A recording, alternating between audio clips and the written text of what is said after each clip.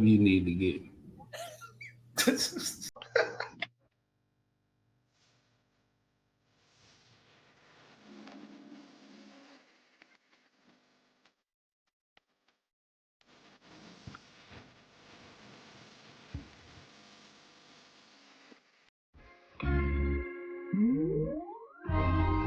I am a Remus. Who's probably gonna sin again? Once again, things I don't understand. What up, y'all? What's Mary happening? don't kill my vibe. Mary don't kill my vibe. Right. I can sense your loogie from 2 planets away. Okay. You know, I got something for you. Who I need to stab tonight? Because I'm ready for it. Leslie. Yeah, he probably gonna be first. Just make sure to stab me in the heart so I can fade away into the dust and my soul will be cleansed. Oh, with extreme pleasure. I know that's right. Hey, everybody. Hey, Maisha. What's up? So yeah, this is a Silver cap teeth, Ray. this is a special Mesa, Susan. special recap. We this might be the first one we've done. No, well, the second one. What was the first one? We did that Monday after Easter. Yeah, but that was for a whole show we were doing this. Yeah. We haven't done one for a movie like this before. Oh no, I was saying for a movie. Yeah. Oh no. Yeah. Nah. So listen, man, this I think it's out. See this waffle color fiend. Oh, don't do my girl like that. I ain't bothered the soul. Thank you, Maisha. We I ain't love you. bothered the soul. It's all good. It's all good. Oh Lord, not Mesa. Why are we starting? Why is we starting, Lord? Because that's what he do. They only I ain't here to catch marriage out there. Listen, no comment, but no comment. No comment, but We not gonna okay. We're gonna try to keep it a little highbrow. Mesa definitely came in with the bottom row energy. Yeah. Do I need to go get my cane with the shank in it? Because I can do that right quick if I need, Who you trying to shank? The night is young, darling. It just depends on who it is. You ain't listen. We gonna go and get into this thing. Or as Carlton would say, the night is young and full of these niggas. So, Sinners has taken the world by storm. I mean, everybody's talking about it. I've seen a million think pieces. I've seen a million arguments. I've seen the F6 people mad as shit. Oh, I apologize for my tardiness, ladies and gentlemen. I was in a meeting with Pearline. That's right. And she didn't even shower. My tardiness. And she didn't even shower up, did she? Excuse your tardiness and your tartness. Yeah. Like, what did you say, CJ? No need to shower. Ain't no problem. That ain't no problem. Return of the man. Oh, we missing a C note is lit Cersei. We got a whole goddamn reunion. Oh man, what's happening? So listen. Mason said he ate Pearline like a fried wing. Oh boy. Like a fried wing in a drop top. Hey man, hey look, if it's one thing I love to do, man, as y'all know from the show, I love to eat. So Pearline ain't no different. Oh no. Pearline ain't no different, baby. You know what I'm saying? That ain't no problem. You know what I'm saying? Hey, thighs on the rise, vampires, Lakers and five. Baby. Lakers and five. You know what I'm saying? Oh, damn. Poetry, not the poetry. So, AJ said Chicken Wing King has returned. Golly. Oh my God. Oh, shit. All right. so the most of the gang is here. So listen, we gonna get this thing rolling. So how I want to start this with y'all is I want each one of y'all to give me one word to describe this movie and kind of give a brief little summary of that word. You can give a scene or you can just, you know, whatever moves you. Uh and since we ain't seen you in forever in a day, CJ, we gonna start with you. Please. Oh man. I would say if I had one word to pick, um, I say it's a unicorn. Uh, it's unlike anything that I've ever seen.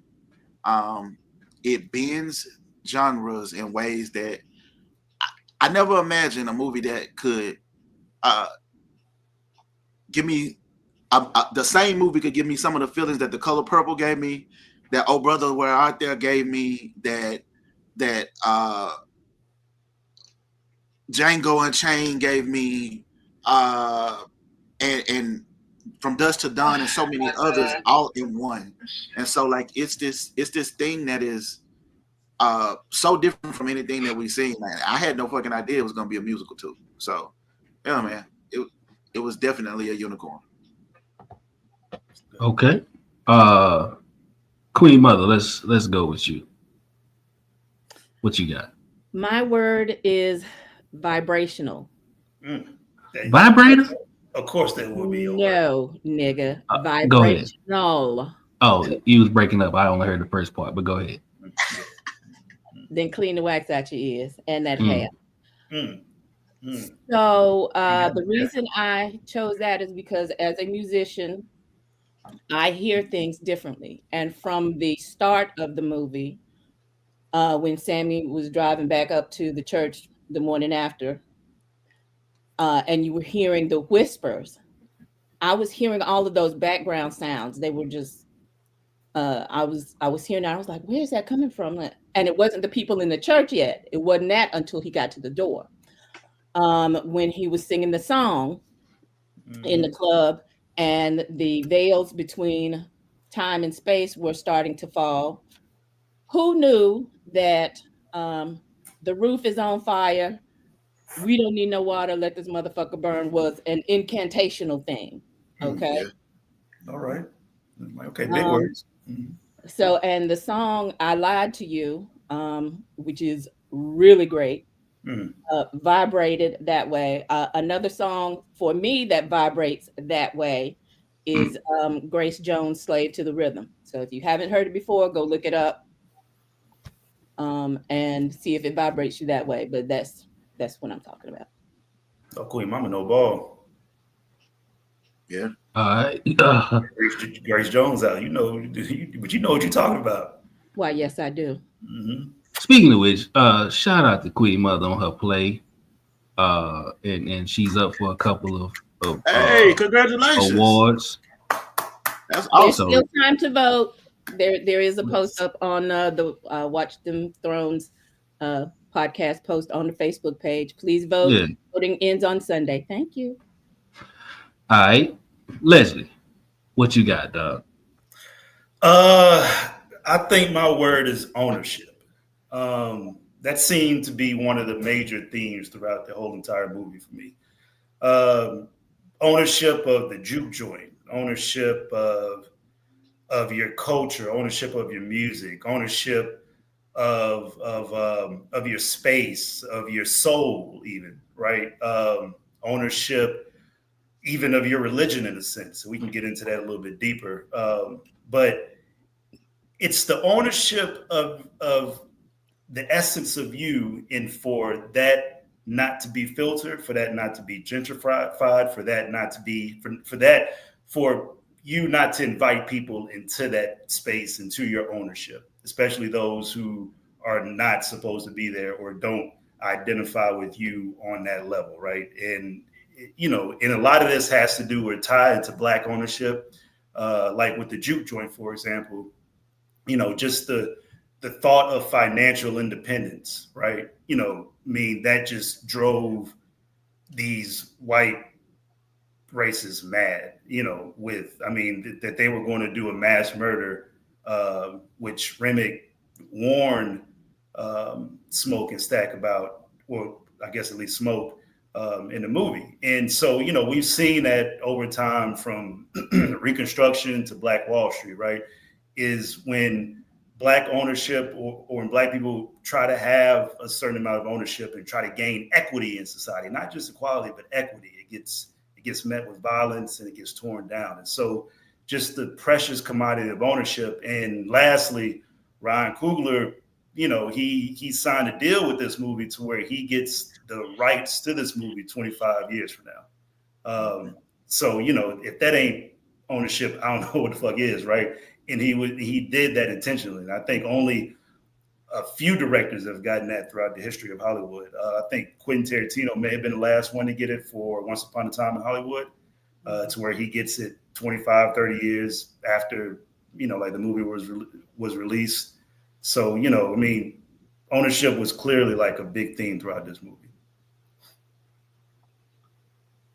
That's dope. Yeah. All right, Celestia, what you got? So my word is masterful. And the reason I chose that, y'all know, you know, what I do. I'm a storyteller. So when I watch film and television, I'm not just, you know, there to enjoy. I'm paying attention to how the story is told. I thought it was told masterfully. I thought the actors did a masterful job with their roles, especially. And I'm not particularly a Michael B. Jordan fan. I've liked some of the things he's been in, but I'm not like a stan for him. But I thought he was amazing in this film for him to give us two totally different characters. Like 5 minutes in the movie, you forget he's not really a twin. Yep. So I thought that was absolutely amazing. The way Ryan Coogler handles our ancestral, he was very careful and very thoughtful with the way he handled some of the things that, you know, we see coming from the South that we don't always want to acknowledge. And so I thought the whole thing was just done well, the music, everything. And I just really appreciated what he did with this film. So I thought he did a masterful job. Yeah, all valid points. All right, TK, you, brother. For me, my word is authenticity. And I say that because, like, just reading like different behind the scenes things, like the Choctaw Indians from the beginning, like those are real Mississippi Choctaw Indians. Like he used them, and like they were actual. He actually hired them to to as instructors and set designers and all of that shit. Also, the thing with the Chinese store, like that's based off of a actual store, two actual stores. I want to say in Sunflower County. So, and like he brought in someone to actually, it was an actual recreation of two stores. Also, just the story itself being told, man.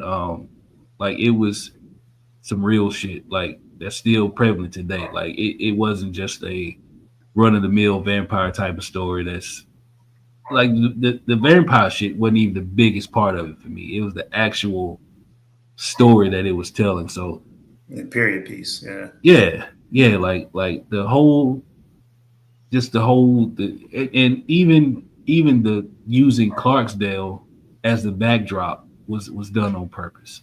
Yep. Because of the stories behind everything that went down in Clarksdale. Yeah, but especially that whole just Delta region, Yeah. Like right, it was a lot in there that was real authentic. Like Sammy being from Sunflower Plantation, like it ties into Sunflower County. Like it was so much like backstory on just the history of just the settings and the set design and the clothing that it's crazy. So authenticity, like Eric Pinckney just said in the comments, the attention to detail in this movie was immaculate, and that Very is much correct. so. Yeah. Also, he was authentic by Pearline saying she stank after walking a country mile in that And heat. he was authentic when Stammer said that don't matter. It's all good, baby. I'm just trying to see what that thing do. Listen, You know what I'm saying? listen. My boy went out there with it on his lip, and she came out there singing, boy. Come on now. She came out there gyrating and shit. I was like, "Damn, where'd she come from?" She did Yeah, that a lot of Pentecostal energy. stomp. Yeah, all that. Yeah, my boy ate that thing off the bone. What's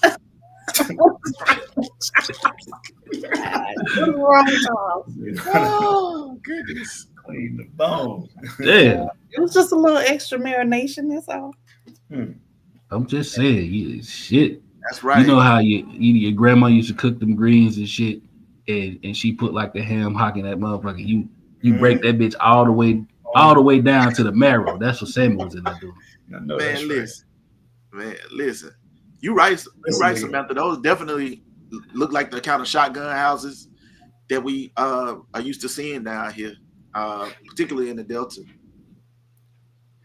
So let me ask you a question. Like, just back to that Pearline scene, just for a brief second. It would have been a slightly better or more relatable scene if it was like another circumstance, and that nigga said, "Hey man, just put a towel down." Golly, boy, that would have been insane, dog. Insane. That would have been relatable. It is a vampire movie, so I mean, Damn, Liz. we can do a movie with. There you go. Pearline, the only person that got ate twice in the movie, so I mean, hey.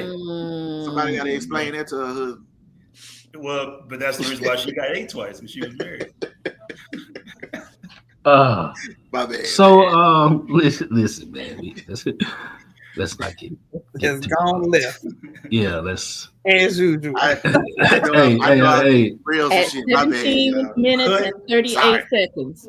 Hey, Caleb said, "Nah, we strayed too far away from God now." Caleb, you might be in the wrong building. Okay. Yeah. We close to the sun, baby. We close to the sun. We close to the light. It be that bottom row every goddamn week, man.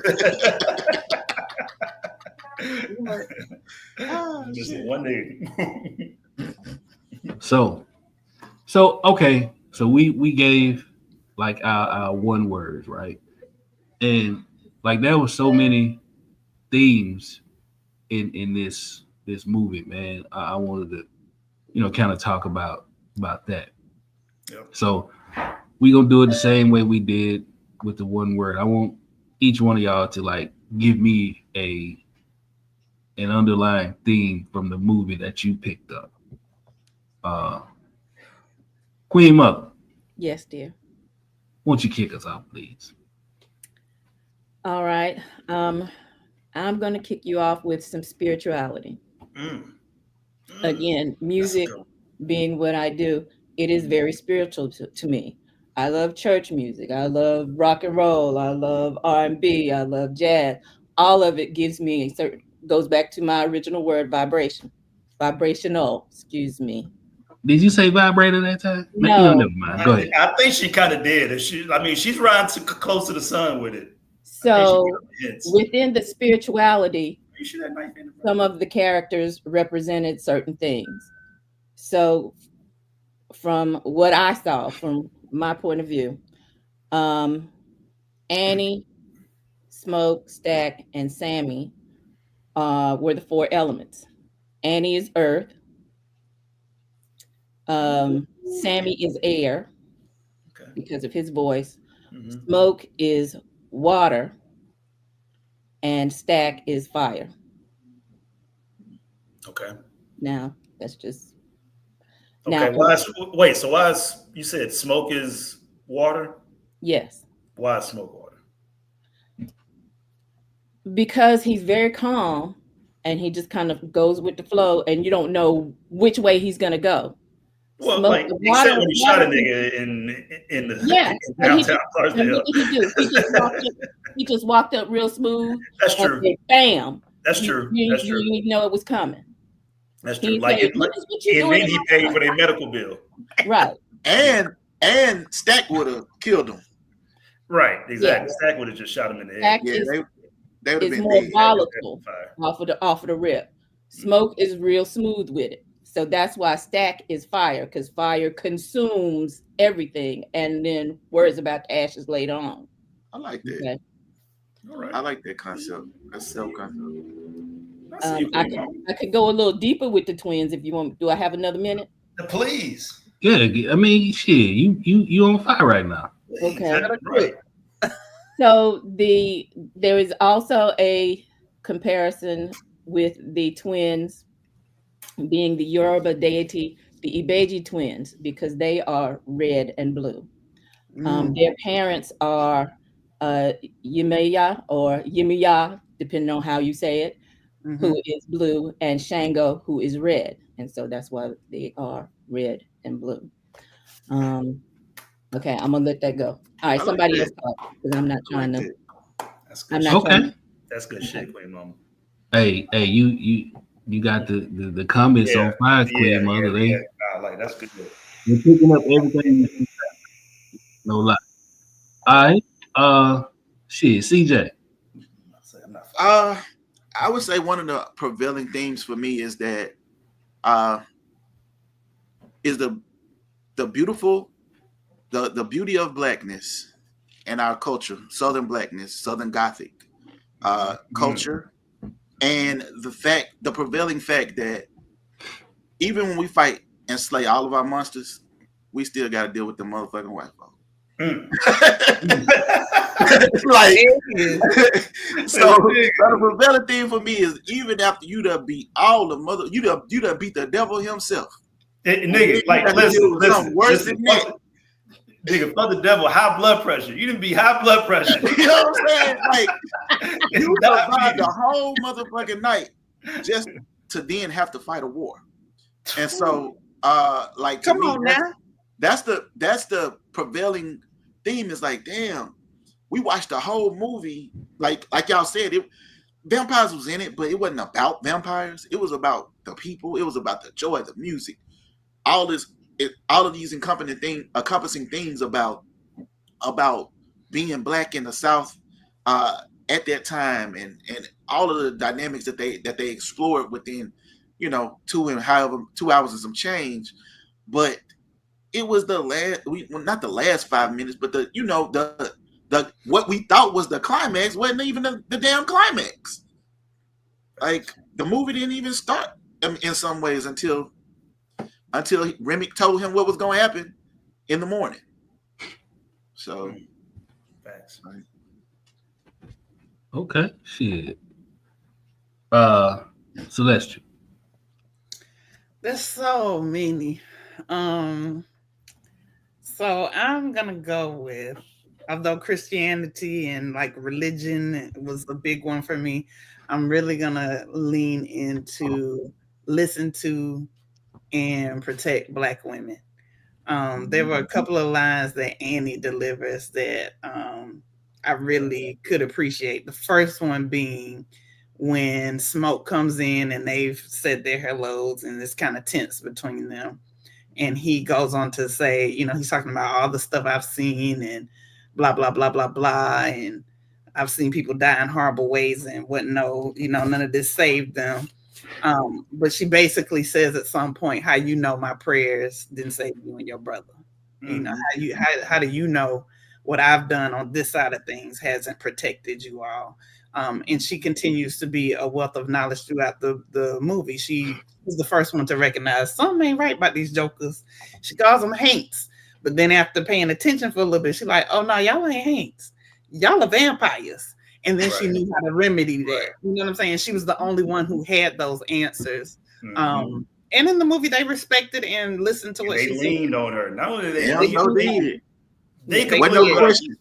Yeah, like look, Right. yeah, like bitch, you leave this. Like Anderson say, don't let that motherfucker in. We ain't let him in, dog. Like Exactly.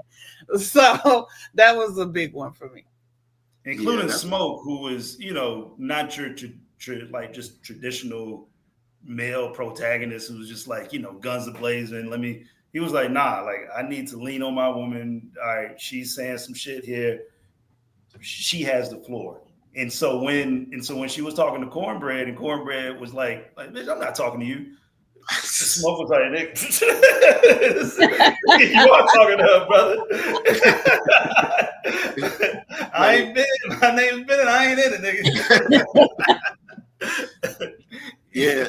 That Hey, was Celestia. Man, because that line was done intentionally. How Cornbread was kind of trying to dismiss her, and Andy was like, "Nah." She snapped her finger, like, "Nah, nigga, your attention's with me." Yeah. Mm-hmm. Hey, Yeah. you brought up what she called them, haints. Thanks. Mm-hmm. Yeah, I'm from the South. I knew what that was. yeah, like that was done on purpose. Like, in if you notice her throughout the movie, like she always has on blue, like indigo blue, and Thank greens.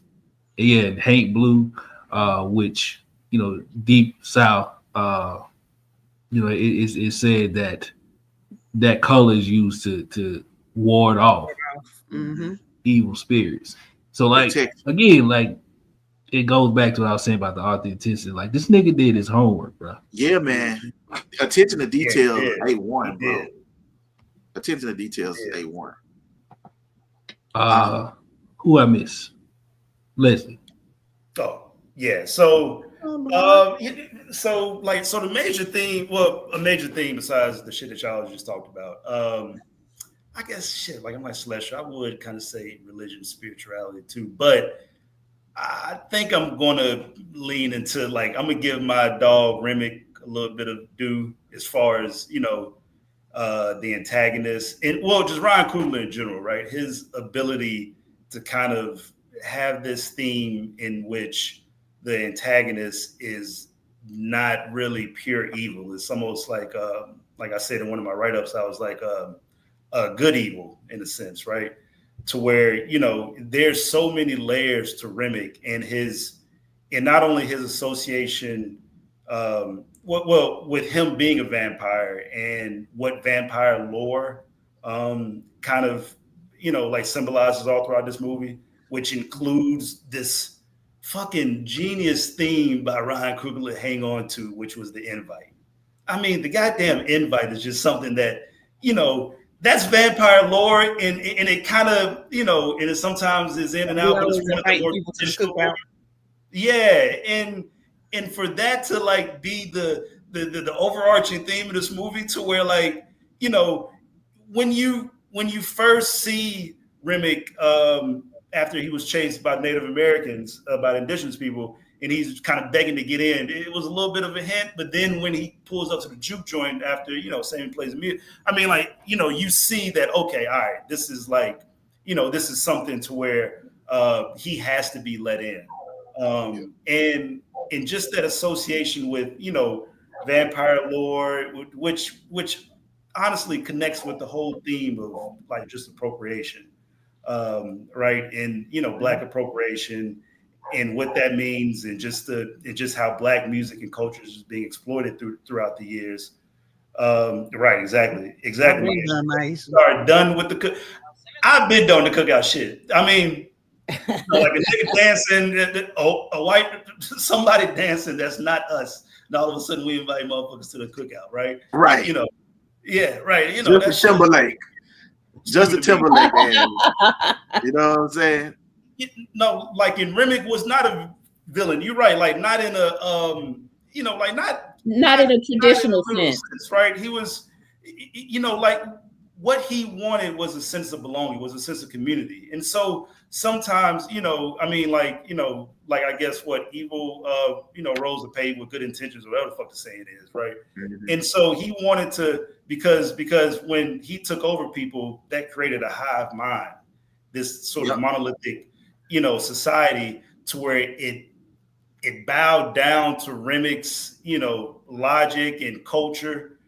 in his own, like in his own kind of spirituality, in his own kind of sense of who he is as an individual, and what in bringing that 1,000-year-old Irish culture to Black America, and how those marginalized groups kind of collided in this movie, right? And I'm kind of getting into spirituality shit with this, but there's a relationship there, and there's something that's been kind of, and it's been a little bit, like just kind of this this thing to where it's not talked about that much. And I think Ryan Coogler intentionally created this fucking discussion. How am I like cordyceps? Exactly.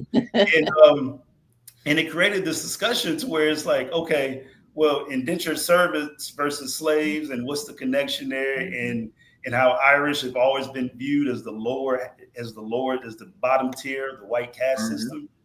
And as far as like what happened, what changed, like for example, Boston is a progressive city, but Boston, historically has been kind of in, with the heavy Irish influence, but it's also a lot of racism in Boston, right? And so that dichotomy, and what does that mean, and why is that there? And should we be closer as a society when, as far as, Asian immigrants, Irish people, indigenous people, Black people, what is that commonality? And I thought that Remick was kind of the poster child of that. He was kind of like this guy who was just, there with relatively good intentions. Well, you know what? In a way, Leslie, he kind of represents or is indicative of taking it from beyond spirituality into the political realm, even like the white progressive can be in the co-opting of things like Black movements, Black Power movements, or even the Black Lives Matter movement, and in that co-opting, sometimes somebody who might be well-intentioned or meaning well can still cannibalize you, cannibalize the thing that you're trying to achieve by trying to involve or center themselves within it.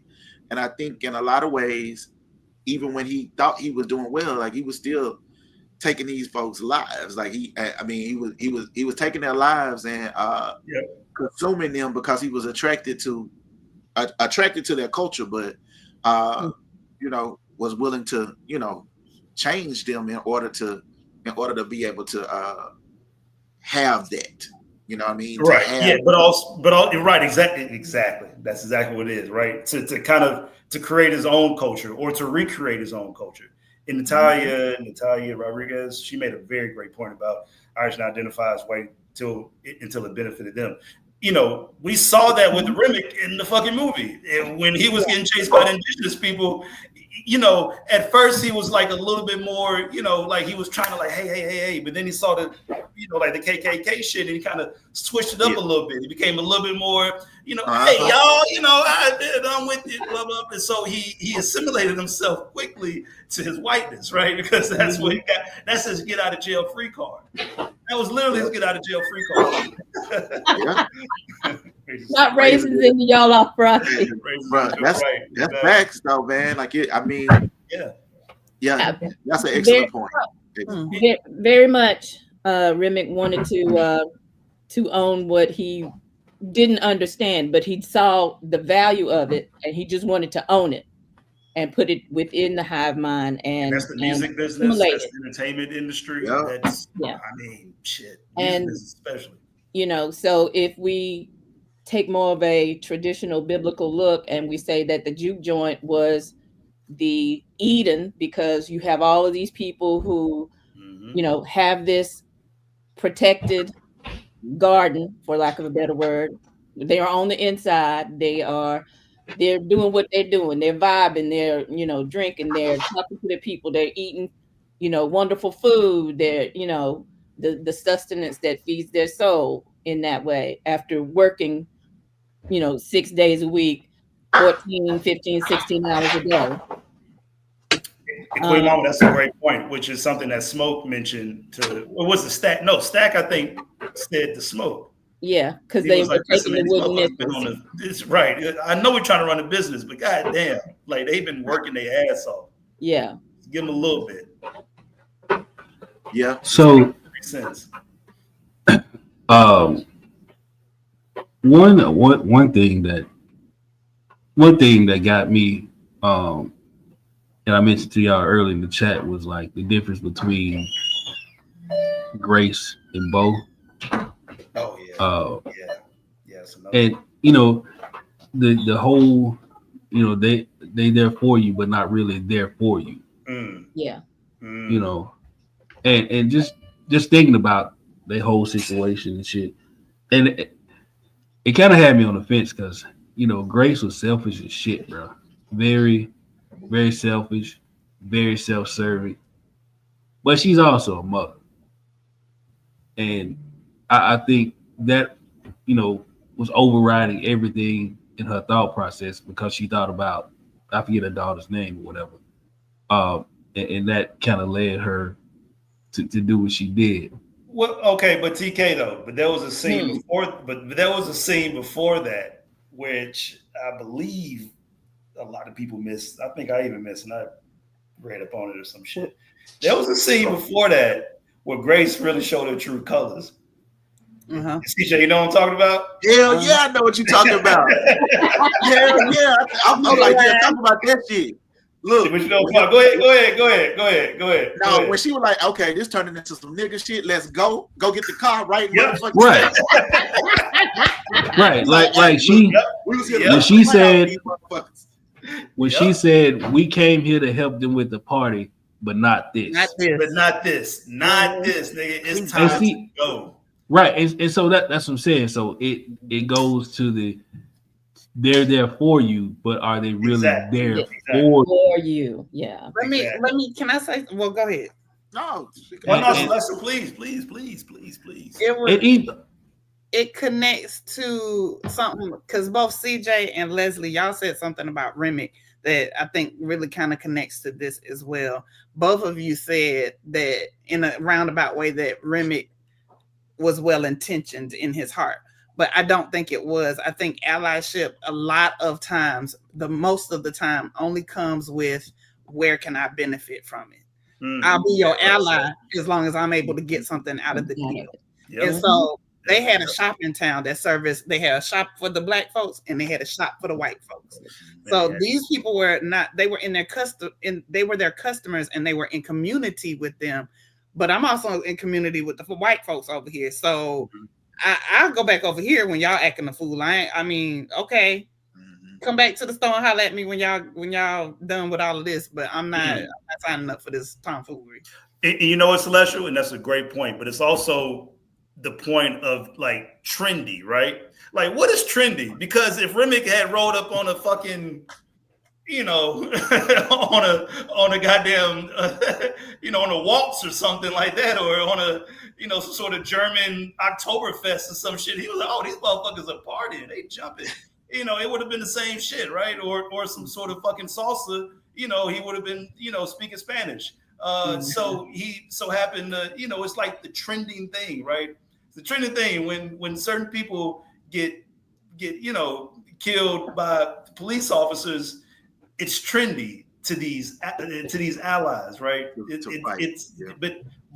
But they don't, and they can try to fucking put all the posts up they want and try to be as genuine as possible from our perception. But nigga, we know at the end of the day, if they get pulled over by cops versus we get pulled over by police officers, it's two different fucking interactions. It's two different mindsets. Our heart is racing twice as fucking fast for good reason. And so, I mean, you're exactly right. But yeah, it was also a trending thing that Sammy was playing at well, and he put the fucking he put the hashtag in the space-time continuum, and fucking and Remick heard it.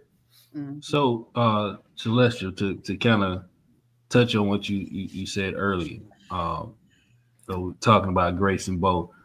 So Ryan Coogler, he hired this Chinese filmmaker, and her name was Dolly Lee, and he hired her because of this documentary that she did that kind of showed how they operated, right? And so like the whole two different stores was done on purpose. Mhm. And I don't think it was an accident that Bo worked the black side of the street and she worked the other side. Mm-hmm. Yep. Like that. And like I didn't really think nothing of it until to that one scene where she said, "We ain't here for this shit." Mm. And it immediately took me back Yep. to that scene. Like, damn, this bitch about the bread. She want the rhythm, but she don't want the blues.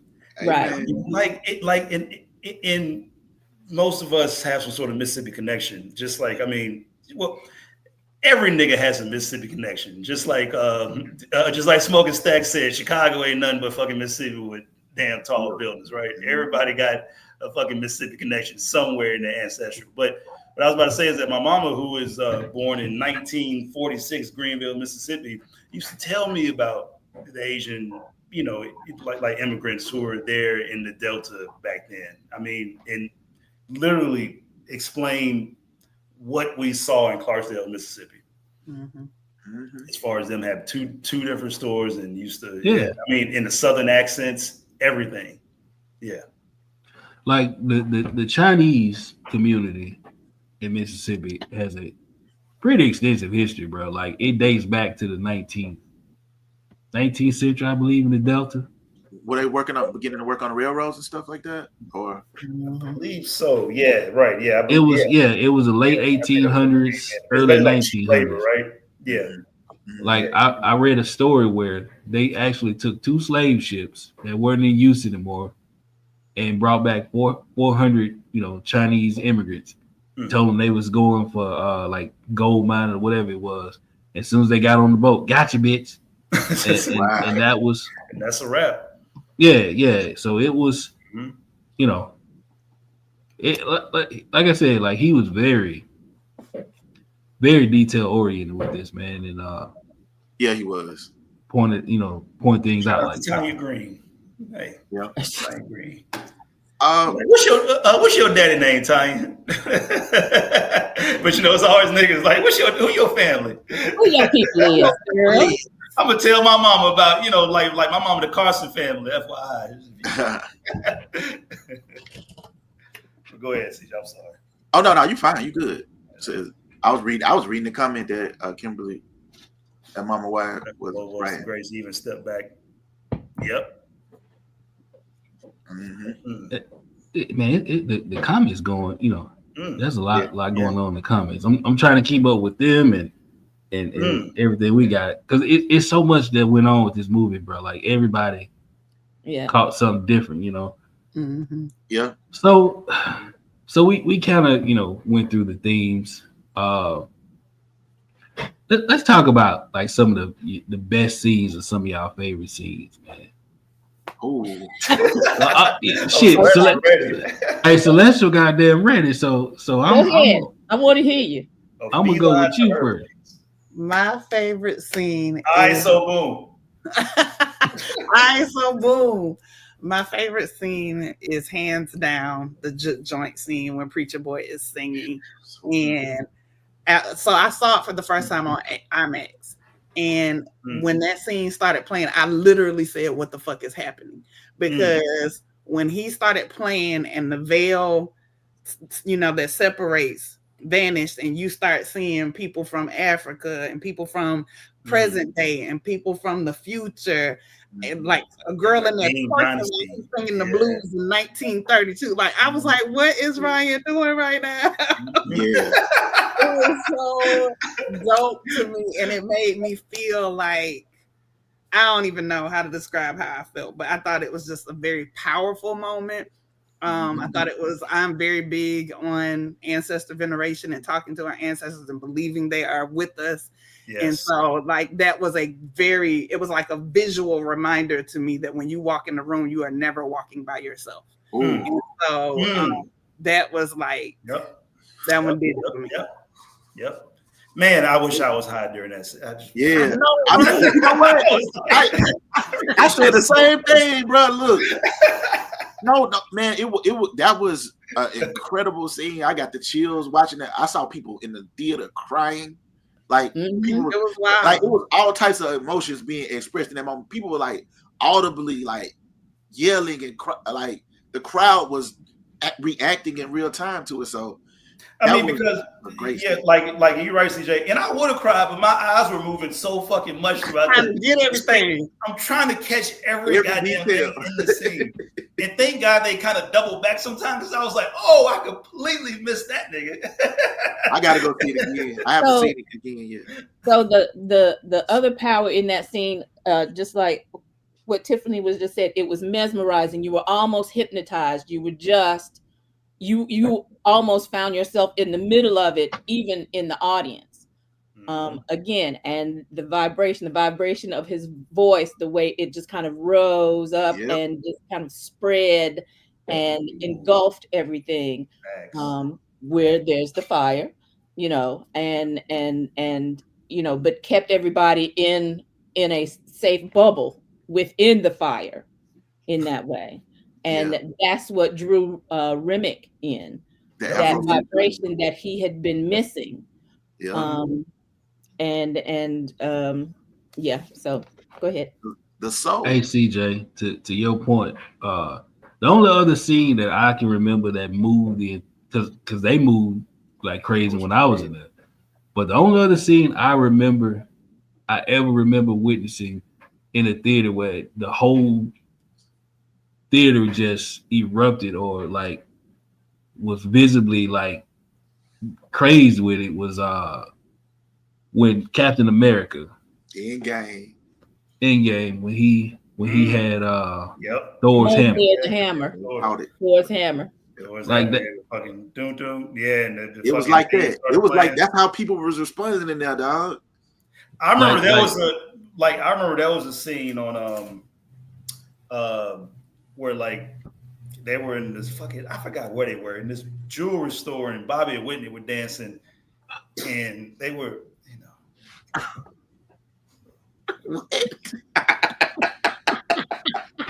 What?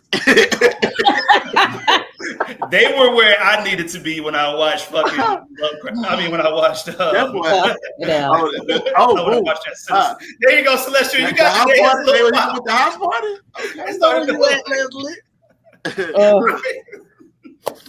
No, that was definitely I feel like that's probably like the best scene in the movie, period. There's a lot of other good scenes. I hate this nigga, man. What I said, I'm just I'll tell you a scene that like jumped out at me. Unless like people might want to continue to talk about this first, but I could talk about the scene that stood out after that if y'all want. Yes, you are, Mama. Okay. The scene when they were riding in the car. Yeah, that was a good one too. Delta, also when they were playing the music, but when Delta Slim begins to tell the story of what happened to the brother. Yep. Orlando.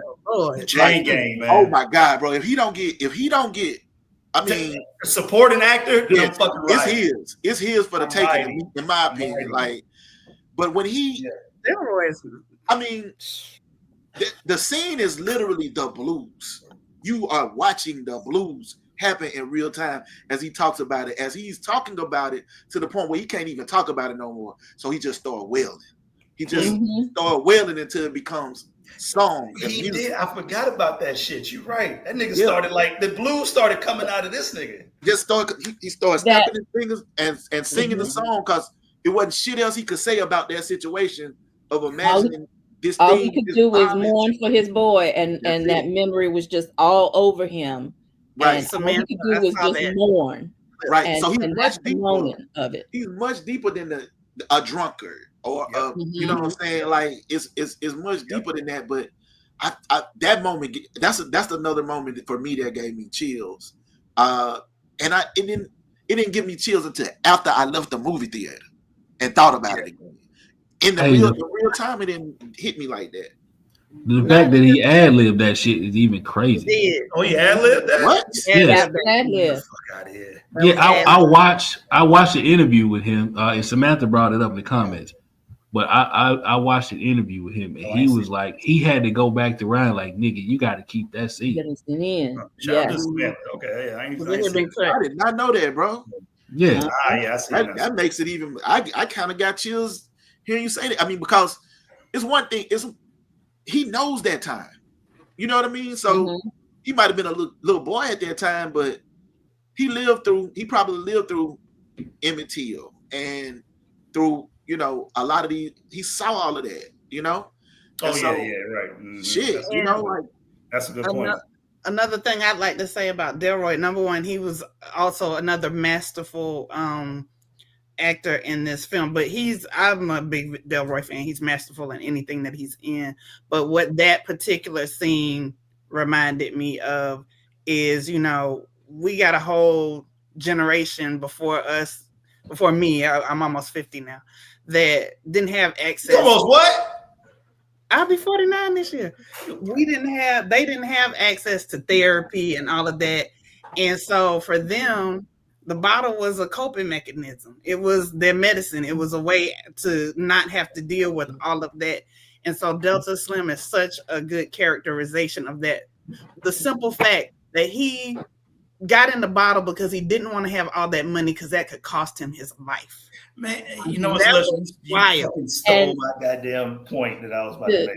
Yeah. Yes, to support what Celestia was saying. Yeah, they didn't have therapy. They either had the bottle or they had the church.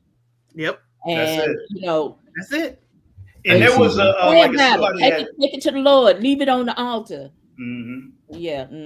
Because like somebody had made like they were making fun of it. Like it was a funny thing or comment saying about how, you know, like Delta Slim, he fucking lost his life over like some beer, some extra money, right?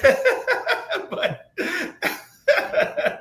that's true though. I mean, and the way he broke it down in the train station was so genius. And you know, I mean, I was wondering what offer could be made to convince him to play this juke joint, because he was like, I got my thing, I got my steady thing. They give me they pay me in alcohol and a little bit of money every week. And I'm there every Friday night. And if you fuck up that Friday night tradition, then nigga, I'm out the rest of the Friday nights. Mm-hmm. What you gonna give me? You know, and then all of a sudden Stack is like, well, shit, nigga, hey, I got a whole case of this. Right. And it's funny, and the scene is funny at the time, but it's this symbiotic relationship between especially blues and fucking substance abuse. I mean, it's there, and black people are substance abuse, and why there's Native Americans are substance abuse. It's the same shit. It all plays in the marginalized groups and fucking substance abuse. Mm-hmm. And like Celestial and Queen Mama was saying, it's a coping mechanism. Yeah, definitely a coping mechanism. Hey, who else? Queen Mother, you give a scene yet? No. Well, y'all done picked two of my favorites, but my next favorite after those two would be when Mary went out to them and was trying to figure them out. And the song that was being sung was very seductive because she just went right on up to him, just nice and easy. And, you know, the song was very soft. And of course, she's grieving her mother. And then she went and sat in the middle of them. You don't do no shit like that. What's wrong with you, girl? What's wrong with you? Don't you have a gun? You gotta start shooting. You know what? And again, so if you listen again, there's some whispering going on there that is seducing her out there, and is calling her out there. You know, if you in the dark and something calls your name, you better show the fuck not answer. You better go the opposite way so that it's getting farther away from you, and you going back in the house. And you can't come in. But so she went out there and she was seduced and she sat in the middle of him, and then he showed her the gold, and that was another part of the seduction of that. And then he started drooling. Oh my God, I hated that shit. That shit was crazy. Whoo! Because he was, yeah. TK, go whatever you about to say. Whatever it is. He trying to fight. He fighting it, dog. Yeah, the nigga tried. Hey, boy, shut up. So yeah, so that seduced her out there in her grief for her mother. And that's how she brought it back in the house. So I'm gonna leave that alone. He fight. Listen. I'm So- sorry. Do we need to give you a personal moment? No. Listen, I'm not even. No. I was just gonna go to my scene. Hungry. Okay, because- please go to your scene. I mean, but also given the fact that they sent Mary out there, right? Like Mary Yeah. was the one, and she, I mean, Thank you know, you, she volunteered. We gonna So talk about listen. that. Yeah, she volunteered, but she volunteered for a reason, right? It's like, all right, I'm So because I can It's- probably relate to them. I got because some shit to say about that when after TK say what you gotta say or whatever. Yeah. so Okay. your scene, Queen Mother, kind of ties in with my scene. It probably They're not favorites, but they are two scenes that really just well, stood out you can to only me. take one fucking scene. You can't- Well, they work in tandem, bro, and it's okay, all right. and the reason why I said it is it's the acceptance of whiteness so easily. Mm. Like the first scene, this nigga is bloody and on fire and falls out the sky, and they ain't even question it. Right. Like the Indians came, they was like, "Man, get the fuck off my porch." You know, they ain't want to hear it. He's They literally automatically- smoking from the fucking back. Like, Exactly. this nigga's on They fire. they automatically accepted him as being good. It's like, nigga, you gotta quit. What's going on? And then to Mary, like, you know, she automatically accepted that there's just some good natured white folks drumming their banjo, Mm-hmm. and like she so easily went outside after them. It has to do with greed as well, but it was their But whiteness. that all ties into it. Yeah, It all Yeah. ties into it. I mean, which is another underlying theme of this movie. yes. but she so easily accepted the fact that, you know, but back to that first scene, the reason why I love that scene so much, the Choctaws like, I bet. Right. Now, May God have mercy on your soul. yeah. Hey, because my boy was trying to talk to him, and the other partner that he was chanting the shit, he looked, he's like, oh, look at the sun. Hey, nigga, let's go. Yeah. Let's wrap this shit up, bro. Y'all have a blessed evening. You know, Man. TK and between TK and Queen Mother. I mean, I'm sorry, but just Oh, you like, go ahead, go ahead. like the Native American thing just spells, I mean, and it relates to like today as far as the constitutional crisis in which, you know, it's constitutional crisis right now and constitutional crisis back during the Trail of Tears. Yeah. Yeah. That's facts. Yep. It's the fact that one, she as the tragic mulatto figure in the film, is believed that she's the one that can be the broker between the two. Yes. Right? Yes. And it is the fucking with her and the trusting her. Yep. Got them all jacked up. Everyone's All fucked up. demise. Like nobody else, didn't none of them other motherfuckers get in there. It is because of her proximity to whiteness that she took her ass out there. It's because of her distant proximity to blackness that she was able to get her ass back inside.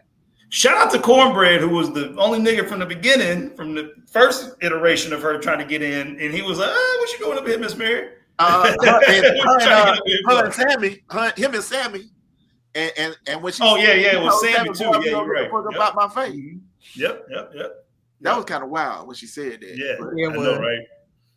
it literally is the trusting. I mean, there is that trusting, and that her essentially passing when I think it was a Celestial Queen Mother that said that she went and sat in between them. Yeah. And Yeah.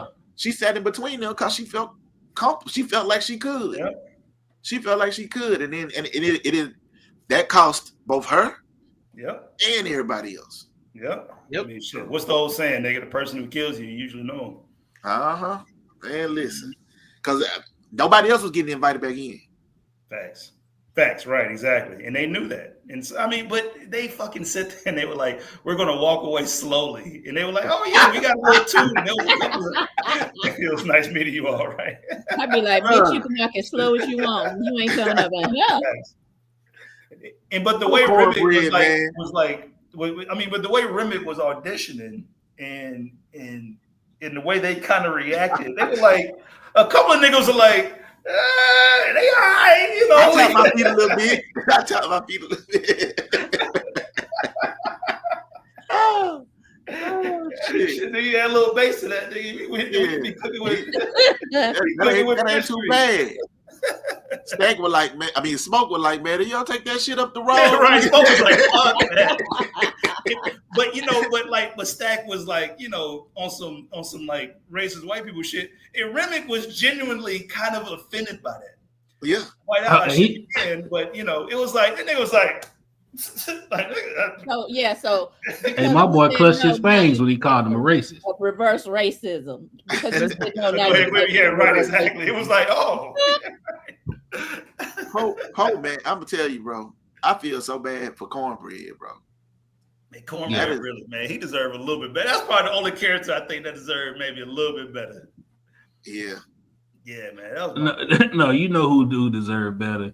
The nigga who got drunk and passed out. Man, oh boy, that's a fucked up way to go, boy. What? Hey, my boy he like smoking some crazy shit going on. It's that nigga didn't even answer the fucking. And who was the first nigga to fucking eat that cornbread? Of course, he's the first. Cornbread ate that. Cornbread got a pregnant wife back at the house. Man, Cornbread ain't even gonna get that head he was promised, man. But did y'all also notice how there were a lot of other extras in the movie, which we didn't know before? Because like when whatchamacallit, you know, essentially invited them all in, I was like, damn, is it about to be 6 on fucking 40? You know, or whatever it was, right? You know, but there were a lot of extras in the Remember, background. at that point, they had said everybody got to go home. Yeah. And so when they sent everybody outside, that's when everybody got.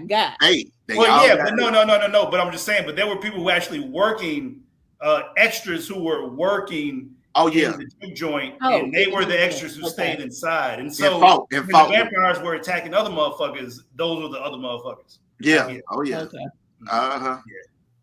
Yeah. It's man. No, I didn't know.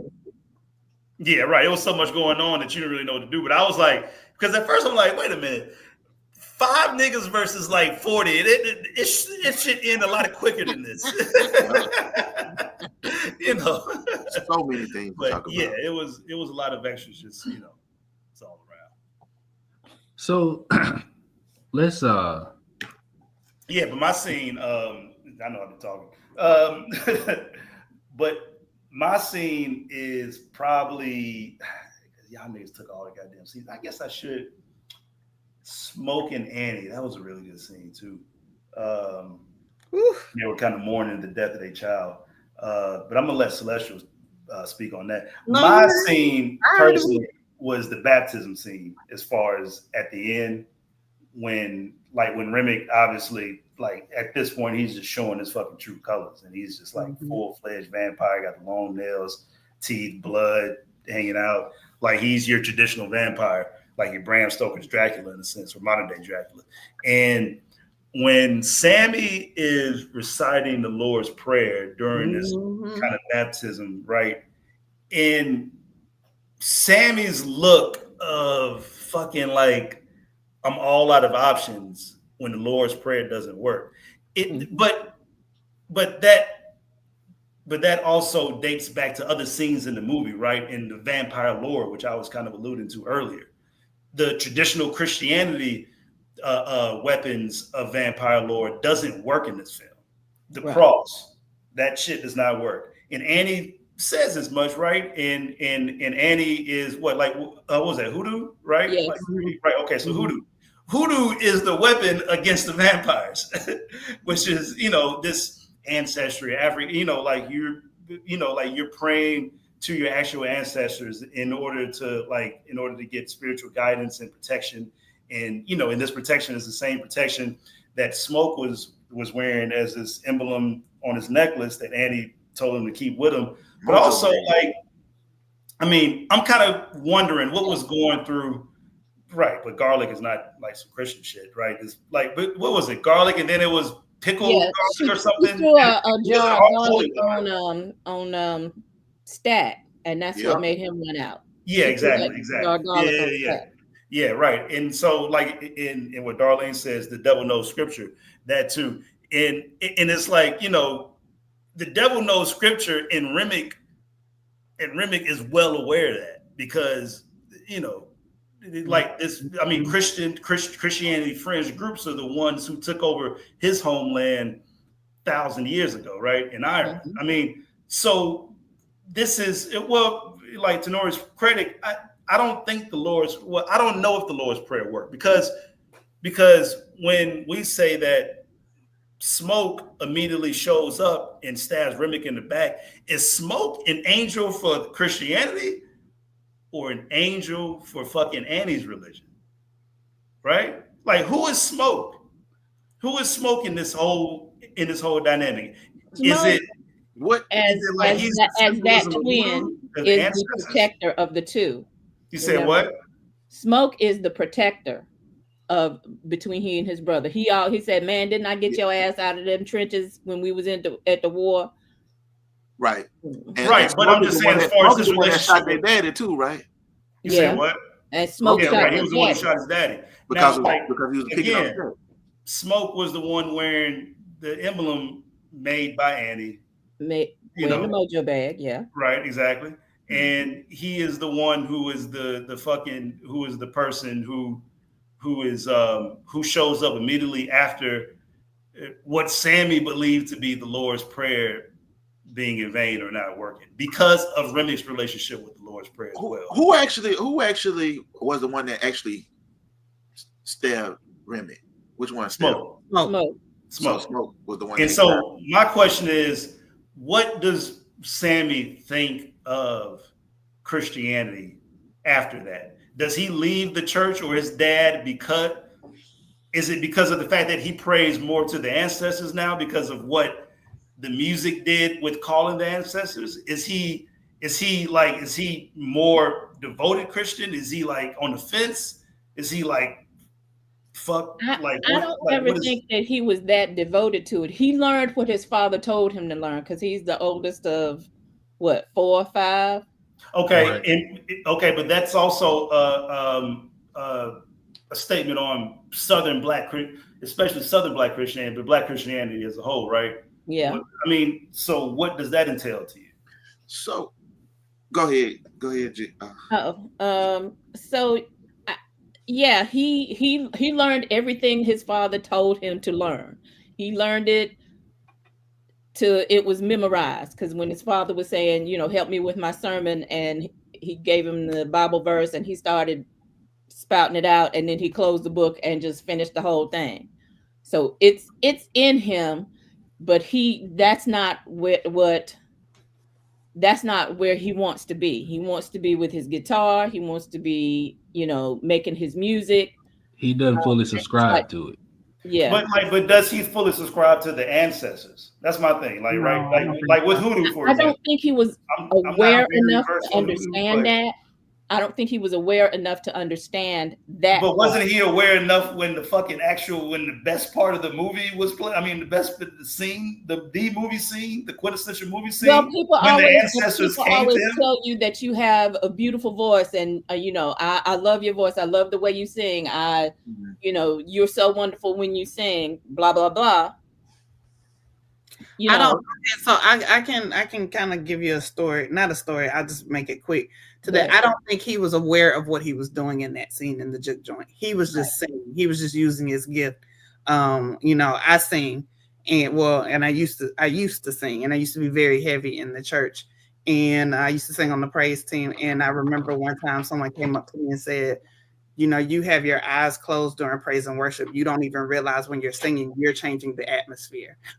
He wasn't aware, because sometimes you be in a whole nother world, or you be off some. So I don't think, especially because he was so young and he was going after, he wanted to be this musician. I don't think he really understood the depths of what he was doing.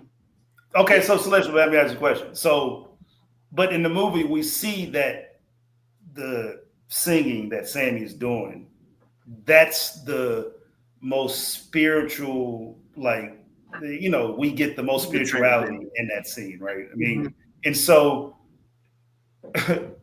what kind of spirituality was that? Was it a calling to the ancestors? And if so, does that mostly subscribe to what sort of, you know, teachings? Is it more of Sammy's father, or is it more of Annie? Well, I mean, I just have an opinion on that. I don't think I don't think it was a calling to either. I think there's layers. All is connected. And though we try to separate it and we try to label it, I don't think that's the purpose of it. Yeah. And so in that way, Remick was trying to assimilate it, and his father was trying to control it and wanting Sammy just to sing for God in the church. That's the only place you need to sing. And that scene in the juke joint where everything kind of opened up through space and time showed that his power that he didn't even know he had was way more than either one of them could really control. And that's why, you know, when Sammy went back to church at the end, or started at the beginning, or we wind up at the end, at the same point where we come to the story, and he goes into the church and his father's like, drop it. He's still holding it. Drop your guitar. And he wouldn't, because then he started understanding. Well, see, because but Queen Mama, that's the thing though, right? Like, and I agree with y'all that it's definitely a balance and it's neither either or whatever. A lesser person would have been like, oh, open arms. I'm coming back in the church. I just got done fucking fighting some goddamn vampires, nigga. I'm coming to church 5 days a week. I'm Bible study, adult Bible study, whatever, right? And Sammy decides to go still right the way that Smoke was trying to say, no, nigga, you need to take your ass back in the stability of the church, and the black church is where you need to be. You're not like me. You're not like whatever, right? And Sammy decides to still go in the opposite direction, or not in opposite, but opposite direction of his father. So I think that that scene, Christianity, or black Christianity, or I think that scene kind of like shows a convergence of different types of faith and things like that, and it shows it's a physical adaptation of the crossroads that we hear about, that Robert Johnson and Ryan Coogler said as much. Yeah, right. Yeah, like the famous blues singer Robert Johnson is the person who has a story of having sold their soul to quote unquote the devil, right? But the reality is that even that has been misrepresented and misinterpreted, when it's actually Papa Legba, who is an African deity, right? And Papa Legba is someone who gives you a choice. He is not someone who is a stealer of souls, but the way that the story is interpreted or westernized is interpreted as, you know, if you go to Papa Legba, or if you believe in these things, or if you hold on to your traditional beliefs in that way, then that must be the worshiping of, or the acquiescing to the devil, and rather than, you know, believing in spirituality. So to your question, Leslie, I believe that when we see that scene of him with Remick literally holding him in that moment, wanting his soul, that we are seeing and witnessing him at the crossroads of music, faith, Christianity, you know, our cultural spirituality, and I think I think that ultimately, whatever it was, the intervention that occurred, even after the Lord's Prayer, even as he was holding the guitar in his hand like a stake,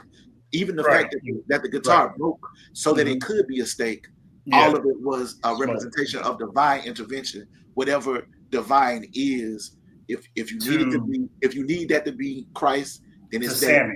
Yeah. If you need it to be music, then it's that. If you need it, so it's literally at that crossroads that's occurring in that moment. And that's a great point, because, and I think about this because Sammy is the most important person in this thing, right? Like, he's the most important person in the story, actually.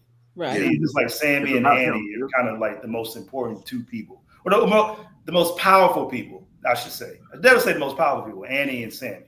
Yeah. And when Sammy is saved by Smoke, you know, I mean, like, it's like these fucking, like, I mean, like, and Ryan Coogler does a really good job in goddamn not really answering it, not really, you know, giving us a just straight black and white answer, which should be the case, right? It's like, how do you react to something like that?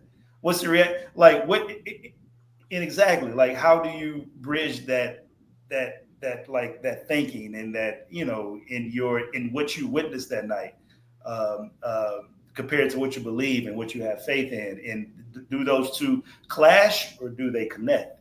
You know, and so y'all, So I think what Ready to Retire just as well. It was my belief that we were the only ones witnessing the multiple planes of the experience. I don't think they were witnessing it. I don't think he was aware, but they were experiencing it, but they weren't witnessing it. That makes sense. Exactly. They couldn't see it. That's a good question, though. Hey, CJ. Yes, sir. Just as touch on something you said earlier when you brought up Robert Johnson. That too happened in Clarksdale. Yes, sir. In the intersection of Highway 61 and 49. Oh, yep. Okay. Yep. At the intersection. At the intersection, nigga. Man, I know that intersection. Have I ever been to Clarksdale? Yeah, nigga. Of course, nigga, you probably been to Clarksdale. You just don't remember. Yeah, I've been throughout the Delta, bro. And if you ever been to the Delta, if you've never been to the Delta, you've been to Clarksdale. If you've ever been to fucking Greenville, Cleveland, bro, it's so, and it's like a different place. Like, I'm from Hattiesburg. We flat here, but in the Delta, man, it's a beautiful place. If you can see you can see as far as your eyes can take you. When you going through the cotton, when you driving up that highway, it's cotton fields on the left and the right of you, bro. It really is a majestic feeling to like witness it. But then you start imagining like Medgar Evers driving down that shit. Yes. In 1950s and 60s, dog, in the dark. Yes. That's exactly what I was about to say, nigga. Greenwood and Jackson, dog. I was about to say, bro, like, because but the stars are so fucking bright that you can actually get a little bit of light from the fucking moon and the stars, especially on a clear night. And there's like just no light pollution. And so, you know, you driving through you driving through the highway and nigga, like you got good visibility even at night, but at the same time, it's creepy as shit. Because you're like, I'm by my goddamn self and it's nighttime and I'm a nigga in Mississippi. Yes, and you got to make it from Greenwood down the motherfucking dirt road through cotton fields to Jackson and the Klan after you, dog. Like, that's some crazy, scary shit. The shortcut. Fuck the shortcut, nigga. That's the horror movie, dog. You take the long road, in itself. I'd rather take the little speed traps through, certain cities and you on the paved roads and the shit turn from 60 to fucking 35 in the heart. I'd rather take that than fucking drive. Bro, it's places in Mississippi I still don't and this ain't shit on Mississippi time. That's not what I'm doing. But there are places here in town that I look at Phoenix that I still will leave before it's dark, dog. I'm leaving the show. Like, I leave the show County before it's dark. Respectfully. Like, I'm out. Nigga, that's right. I mean, nigga, we right to goddamn look at the cat. All right, cat. Yeah, nigga, we leave Reagan County before it's dark, let alone fucking fucking Winona. hell yeah. They still got a boy, it's a place in Winona, dog. You walk in that motherfucker, the record will stop. I promise you. Right now. Oh my God. I believe, bro. Listen, man. Lonnie got it right. Sundown towns are still up. Yep. They are the. We want to talk about why I know. You're right. We need to make a movie where I know about how Fannie Lou's behind them. Right, Fannie Lou, shit. As recent the as spirit of Fannie Lou, that's what really get you. Man, baby girl, that's what really get you. We're gonna go around one more again. We're just trying to contextualize Mississippi for you. You know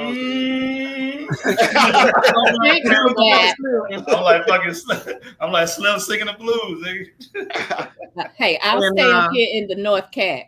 Nigga,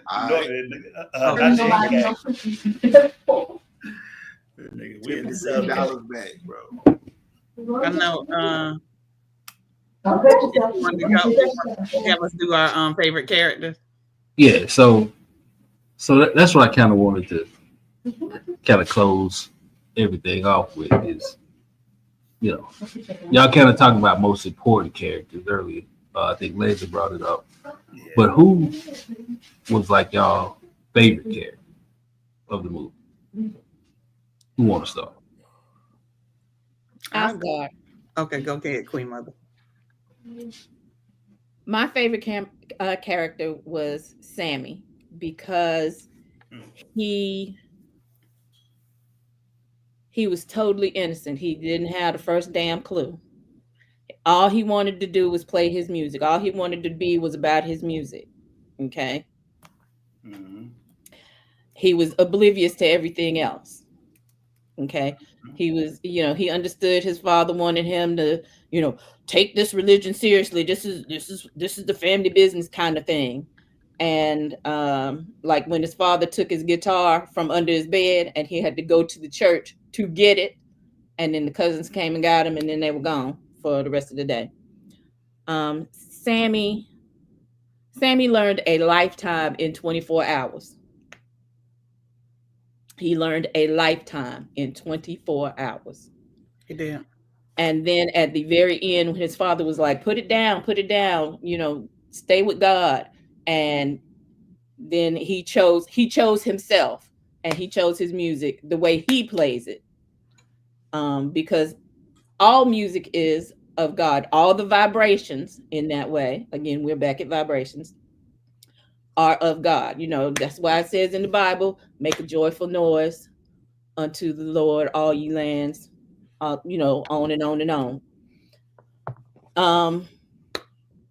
Praise him with the cymbals and the harp, blah, blah, blah, blah, blah, blah, blah. Okay, so yes, Queen Mother knows the Bible too. Amen. They don't make me knock on the door to come in. You have right. I don't know about all that.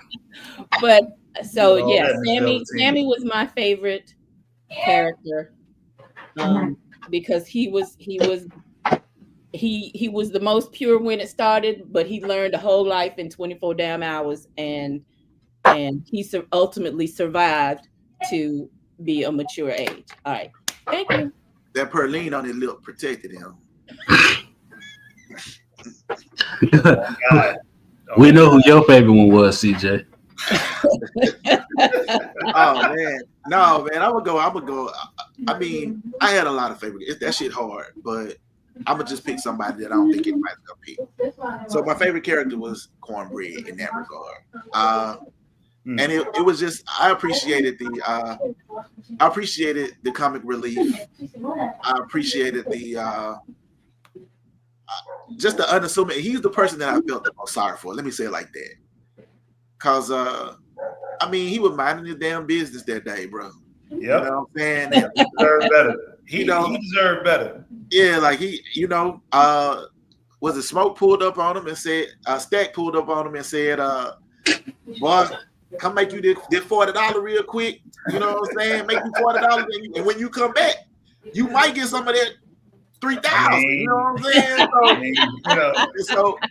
So it's like the fucking the conversation today about how much money a nigga needs to make in order to, I mean, like I seriously got a lot of favorite characters that I really enjoyed in the movie, but for the sake of making sure that there's room for everybody else to highlight who some of their favorite characters are, I would say that I enjoyed Cornbread, and one of my favorite lines in the movie was one that I know niggas was not saying back in at least I ain't never heard that nigga say from way back in the day when he was like it be your own people.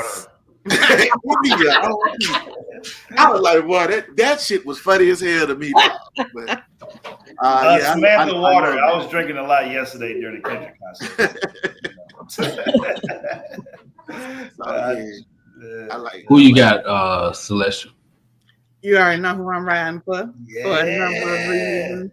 I'm riding for my plus size queen, Moonmi, as Annie. I thought number one, she was such a representation of the women of that time and the women that I come from. The women who hold us down, who be in the background, who got that meat, right above the elbow when you know they cooking good because they came and got Annie to fry that fish too. So you knew what it was. So even from we didn't talk about the fact that the Mojo bag protected him when Stack tried to bite him. She just was such a representation of so much for me. And the wooden nickels, the whole thing about the wooden nickels for me, because my grandfather used to always tell me don't take no wooden nickels, and I really didn't understand until this movie what that meant. So just a lot of reasons, but Annie was my favorite. Well, shout out to the actress who has a heavy ass British accent. What's her name? With Numi Masako? Masako. She the bridge between the Lovecraft Country and Centers. Yep. Yeah. Mm-hmm. Who you got, Les? Hey, who making all that noise in the background? It's somebody. I think I don't know. But who you got? It's definitely lemon pepper stuff. Fuck. Y'all took all the goddamn good characters. Wait, who's left? I'm going to say shit. I guess I got to roll with Slim, man. My dog Slim. Obviously we've talked about Delroy, so he deserves a supporting actor for an Academy Award, to be honest with you. And if he doesn't get one, DWC, right? And if he doesn't get one, then we need to riot. But more than that, he provided that guy who is like, what the fuck is going on when everything is happening, right? It's that, oh, we got nigga, I ain't signed up for this type shit, or oh, we got it, like what, like garlic and all that shit, whatever, right? And it's just this guy who is just so blessed with this musical talent, but also so tortured, and he has this tortured soul, and he's able to not only does he realize that, but he kind of uses it as this tool in order to just play the blues so well.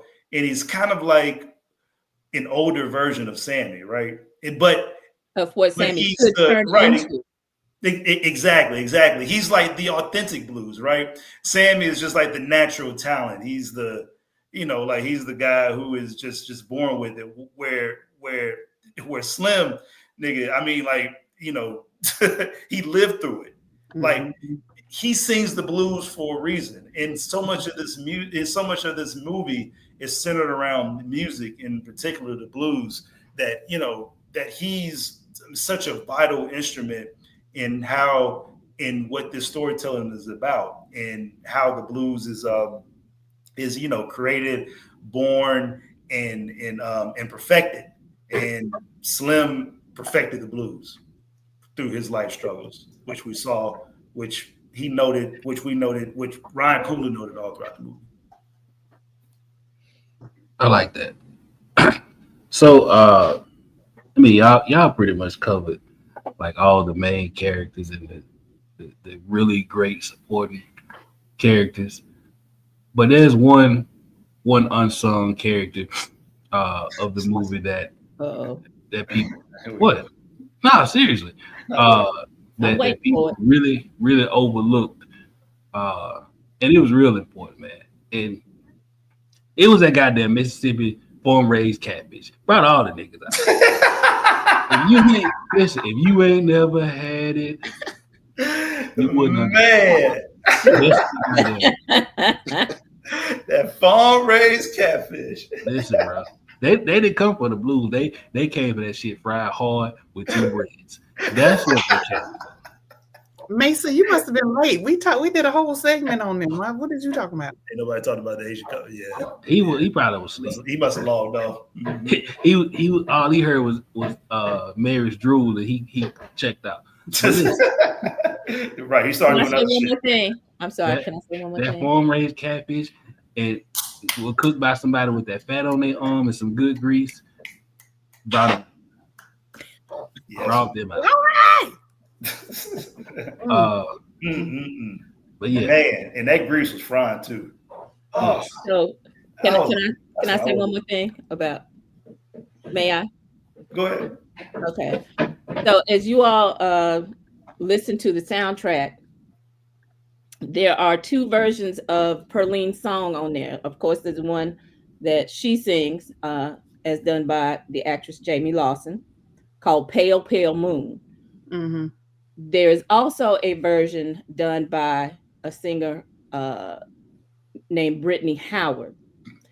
If you compare the two, the one that Perlene does is very smooth in comparison. The one that Brittany Howard does has all of the howling and moaning and mourning kind of thing. So that's, like Tina Turner used to say, we can do it nice and easy, but we like it rough. So Brittany Howard is the rough, and Jamie Lawson is the smooth.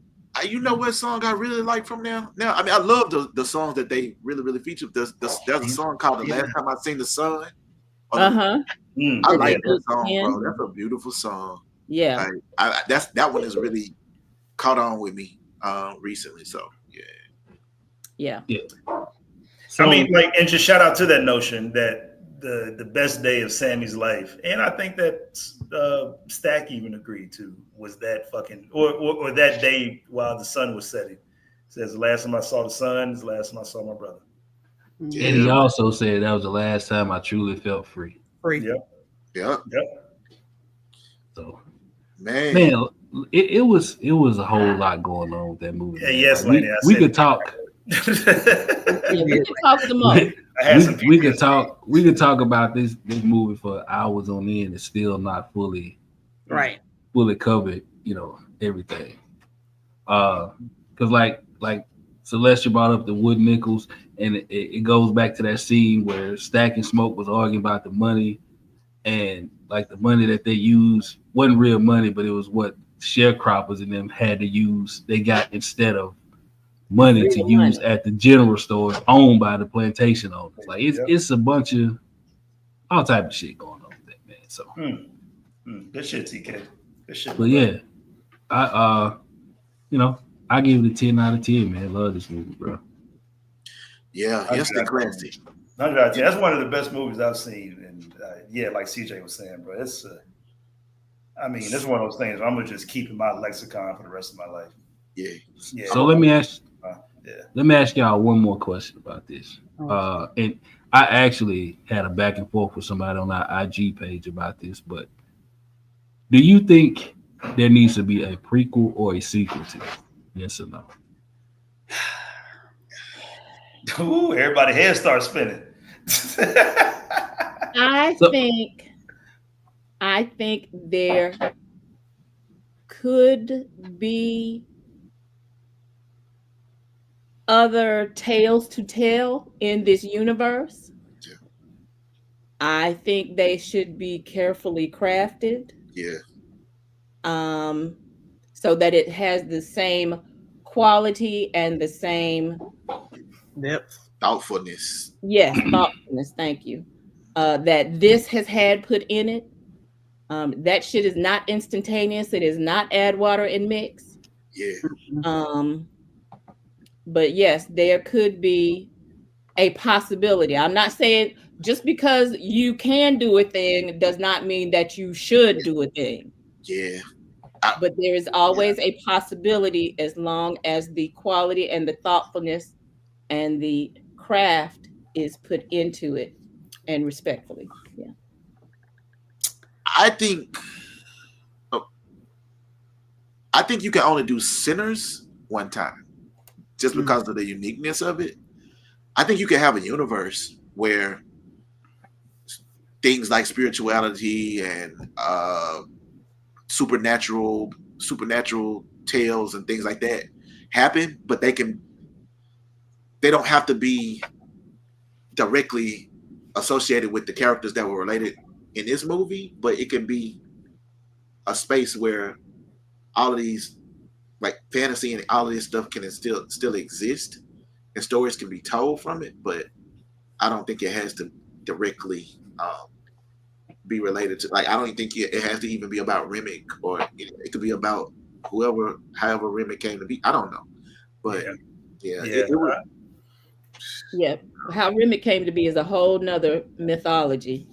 Yeah, I did do a partial dive into. Yeah, Bree answered the question for me. She said, "Need, no; want, yes." Yeah, and just more than that, or just to elaborate on that, it's like once you start talking about universe building and world building, how stretched would Ryan Coogler be in that, right? Like, is he going to be writing and directing and shit throughout and paying attention and having specific details and that much time and effort into each one of the world building movies? Probably not, especially as the fucking world keeps building. So I don't want to, as you know, law school taught us, CJ, that slippery slope, fucking just, that turns into an avalanche of just shit products by, by this corporate entity that just mass produces something in the Sinners universe. Yeah. That's what I got the fear of. And so I'm okay with leaving it as is, because if there were 3 Ryan Cooglers, then yes, but there's not. There's only fucking one nigga named Ryan Coogler. And there's only one nigga named Ryan Coogler who's doing what he's doing. And that's the genius that he is. And so, I'm good. Yeah. Yeah. For me, I will say no. And the reason I say that is I get very protective when we do something in excellence and it stands out. I just don't be wanting it to get touched. Like, I'm like that about Lovecraft. I'm like that about Watchmen. And I'm like that about and Watchmen wasn't done by us, but we were at the center of it though. So we were at the center of it. And so for this, and somebody on here, I think it was somebody mentioned Ray. We just need more creativity just in general. And this is the level of detail and care that I would like to see from people who have the budgets to do these kind of movies, such as a Tyler Perry. So, this is. I definitely getting that. Definitely getting the money. I don't know about the love and care. No, like Macer made a good point about Quentin Tarantino. Quentin Tarantino's movies are all kind of set in this Tarantino verse. So a different Ryan Coogler movie, but in the same universe, would be dope, to take that Quentin Tarantino route. But, because Quentin Tarantino is my all-time favorite, and Ryan Coogler's right there with him at this point. I mean, them two motherfuckers are just like everybody else kind of, doing their own thing. So, for me, man, it is an absolute no. The wigs on the vampires would be off. It's Tyler.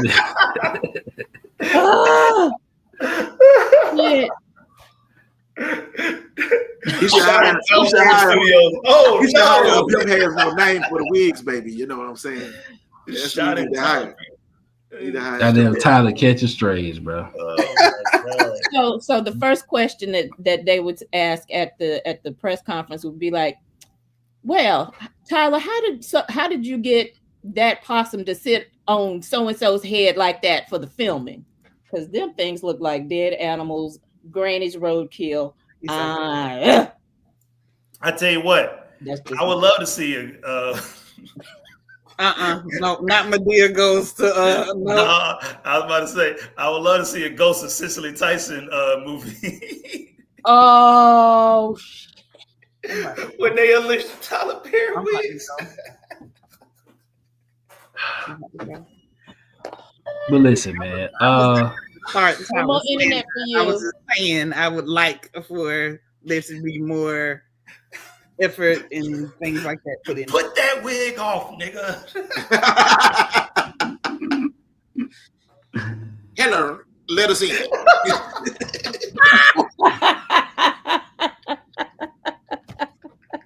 Now let you in, Medea.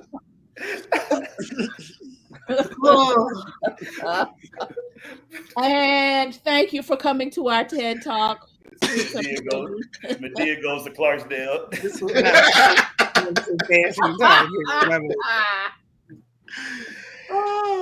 But the fish fry. Oh, So yeah, so I agree with the comments. It's a no.